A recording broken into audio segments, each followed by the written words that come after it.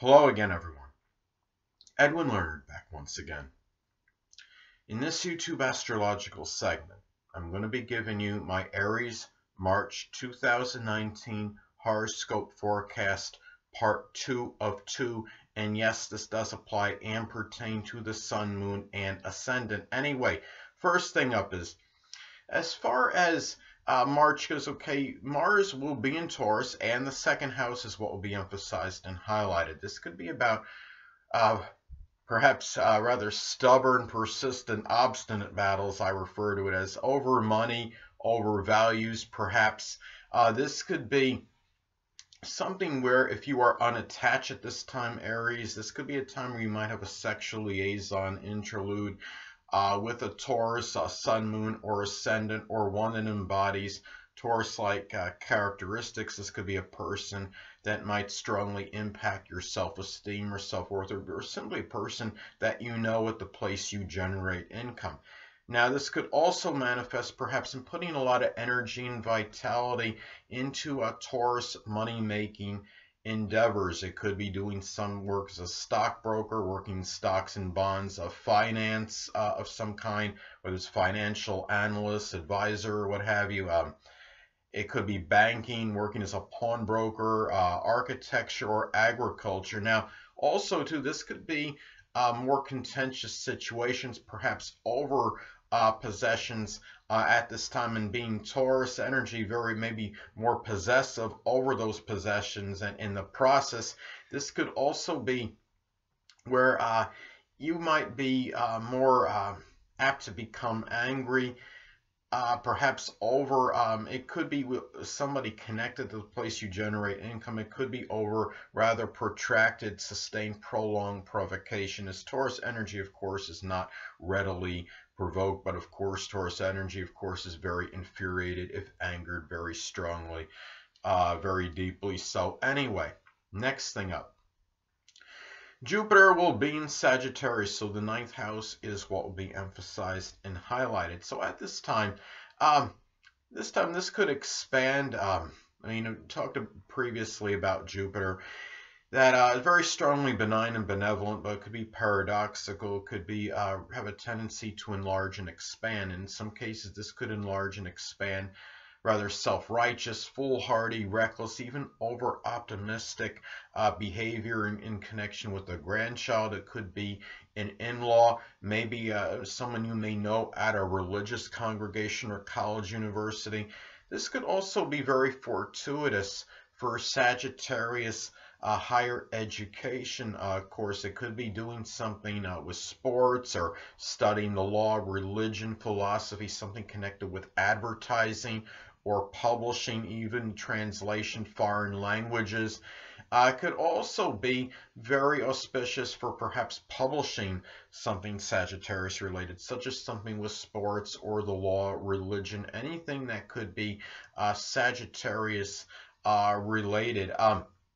Could also, where this could be about manifest perhaps in a lot of hope and optimism, in very exuberant, expansive, and really in being exuberant, expansive, and enthusiastic in ninth house matters, whether it could be religion or perhaps publishing, or maybe activities with foreigners, even maybe even traveling abroad. And really, a lot of times when, of course, when you're more enthusiastic, exuberant about something, it could yield more positive results, because if you have that kind of energy, you're apt to have more success, of course, in matters that are connected with it. So anyway, and also another way this may perhaps you'd say manifest. This could be about expanding the horizons, perhaps in long distance traveling. It could be anything Sagittarius related, and really also perhaps could be very lucky and fortunate doing something Sagittarius related as far as global communications go. It could be something through sports, perhaps. It could be through religion, philosophy, the law. Anything that could be Sagittarius related, it could be something that could be very very fortuitous. So anyway, Next thing up, Saturn will be in Capricorn still, so the 10th house is what will be emphasized and highlighted at this time. You may find yourself doing something as far as having limitations, restrictions, perhaps in career-related matters. It could be matters with the dominant parent, which is often the father, maybe even attaining success. Could be a time too where you might find yourself taking care of debilitated or sickly dominant parent, which is often the father. It could be somebody that might be prominent in your career, an authority figure you might be close with or have rapport with. And it could be something Capricorn related, such as something with the bones, the knees, or the joints, and it might be making you feel rather melancholy, rather despondent perhaps.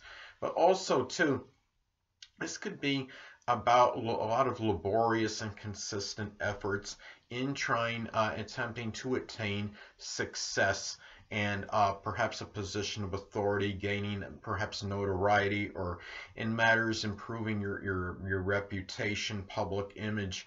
And as well, of course, a lot of this can be predicated on the aspects. I mean, if this is making, say, a sextile or trine to Jupiter, of course, this could be more fortuitous for positive things in connection with this energy, such as working hard and laboriously in order to attain some kind of success or position of authority. And if it makes a positive aspect, say sextile or trine to your natal Venus, of course, it could be very auspicious for making money in the process.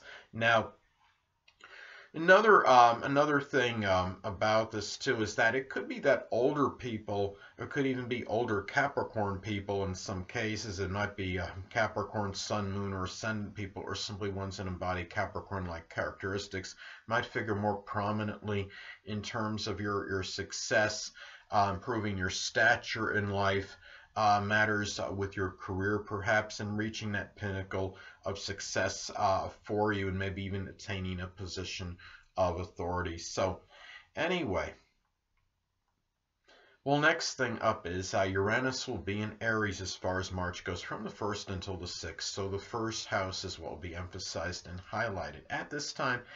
Well, one way this may manifest, this could be about Aries friendships actually, and they could be Aries Sun, Moon, or Ascendant people, or simply ones that embody Aries-like characteristics that might figure strongly, more prominently in perhaps your outlook and maybe even new beginnings.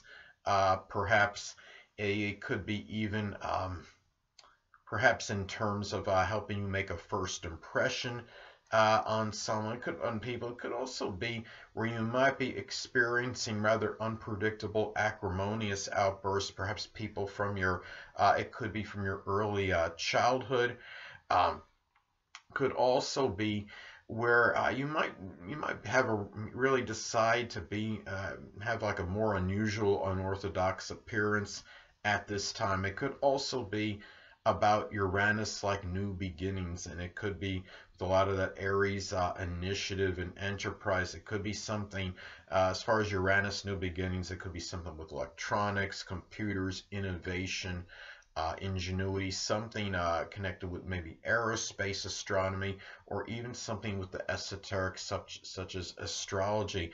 And it could also be perhaps Uranus-like issues with the physical body. I would say perhaps something maybe with the ankles or shins, something that could be Uranus-like, and you might have a greater propensity toward electric shock to the body at this time. It could even just be something simple like static electricity, because Uranus can be connected with this. It could be something where you might, something with the nerves perhaps at this time.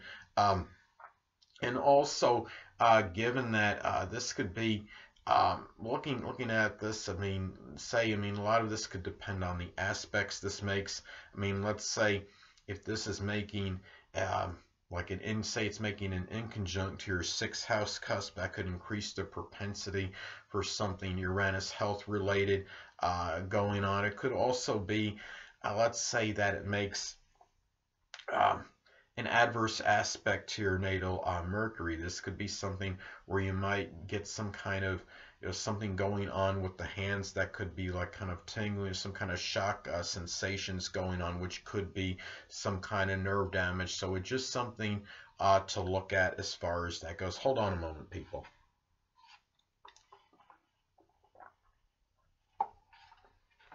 Sorry about that, I'm back. Anyway, next thing up.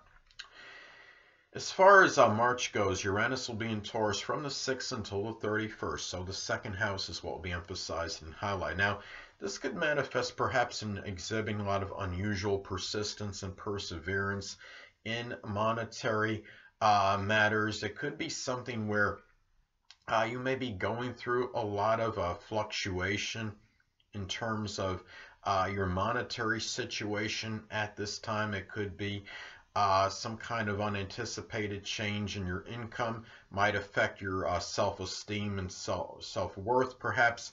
And also, I mean, just in general, the monetary situation might be more erratic and sporadic than usual. Could also manifest perhaps in Taurus friendships. That could be Taurus Sun, Moon, or Ascendant people, or simply ones that embody Taurus-like characteristics. Might figure more prominently in your self-worth, your self-esteem, even in terms of your possessions at this time, your monetary situation.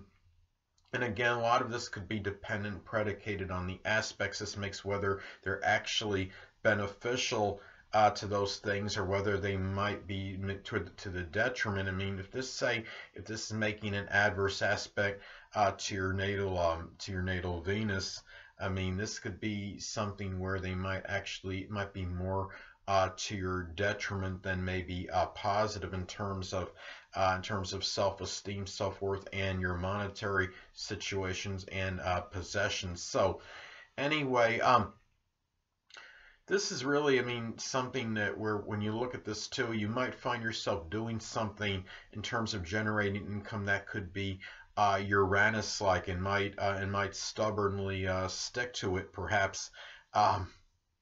Or at least try to, I mean, at this time, because again, this could also be, as I stated before, this could be about where your financial situation might be somewhat erratic and sporadic, but it could be doing something in terms of making money. It could be doing something with astrology, astronomy, aerospace, electronics, computers, even innovation, anything that could be Uranus related. Now, next thing up.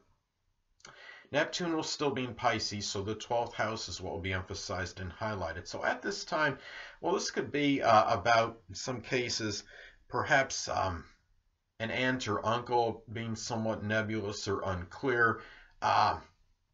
You might find that your private life might be very chaotic and might be experiencing chaos in it. And at this time, in some cases might be isolated, but be careful about perhaps drugs or alcohol could wind up being self-undoing. And given that the 12th house is the house of imprisonment, there's a little greater propensity than a lot of other transits that this could be really, it could wind up being incarcerated because of this. So it's just something to look at and be careful of at this time, Aries. And also you might find yourself doing something Neptune related in solitude and seclusion, such as the metaphysical, which includes astrology, something mystical, or something connected with spirituality, photography, chemistry, any dancing, poetry, anything that could be Neptune related at this time. But at the same time, in some cases, this may manifest in some kind of confusing or confounding mental illness, or one that might be rather unclear or nebulous. And a lot of this, of course, could depend on aspects this makes. If this is making an adverse aspect, making a square, say, to your third house cusp, or if it's making an adverse aspect to your natal Mercury, it can increase the propensity for this, perhaps. So also, you might find yourself where the situation, your connection with an aunt or uncle might be dissolving or dissipating, and you might feel at this time as well, looking at this, that really you might find yourself, I mean, given that the 12th house is I mean, it's the less fortunate. I mean, Neptune is about self-sacrifice, so it could be where you might find yourself exhibiting a lot of self-sacrificing energy for those that are less fortunate than yourself, such as the hungry, impoverished, homeless, or oppressed. Last but not least, Pluto will still be in Capricorn, so the 10th house is what will be emphasized and highlighted at this time. Now, I know a lot of you don't want me to say the dreaded D word, but you know I'm going to anyway. In some cases, this could be about a literal death of the dominant parent, which is often the father. It could be someone prominent in your career, an authority figure you may be close with, or even somebody that might be factoring strongly in your public image or reputation. Now, in some cases, say if you have some kind of promoter or somebody that it's an agent or somebody that might help you in terms of attaining more, say, notoriety or recognition, getting you exposure. This could be somebody that may pass at this time. Now, another thing is that some cases this could be about the obliteration of one's public image or career or reputation, but at the same time, that Pluto energy is also about rebirth and regeneration. So if something goes away with Pluto, sometimes something similar type position or whatever energy may be going away, such as one's career, it could wind up coming back. It could be about revival, or it may be supplanted with something different. Also, too, you might find yourself involved with more power struggles with 10th house people, such as the dominant parent or people in matters of authority. It could be also, too, that you might find yourself doing something Pluto related as far as a career matter may go. It could be something connected with the occult, supernatural. I mean, astrology can be included, working in a death profession, such as working as a coroner or being a funeral director, anything that could be Pluto related, something with transformation, which could be like recycling or doing something, say even rebuilding cars or something, anything that could be connected with transformation. And but guard at this time against perhaps being overly fixated with attaining success or recognition and notoriety. I mean, Pluto can be very obsessive energy, sometimes compulsive. So guard against that kind of behavior in 10th house matters at this time. So anyway, people, that'll conclude this YouTube astrological segment for my Aries March 2019 horoscope forecast, part 2 of 2. Stay tuned next time where I'll be giving you my Taurus March 2019 horoscope forecast, part 1 of 2. Two things I want to get with you on before I head out. Firstly, the stars may impel but do not compel. And secondly, never isolate any single astrological element, aspect, planetary placement, position, configuration, influence, or what have you, and make an analysis of a person, astrologically speaking, based on this alone, because astrologically speaking, the person is the sum of all their components in their natal chart, and not just one. Until next time, people, stay well.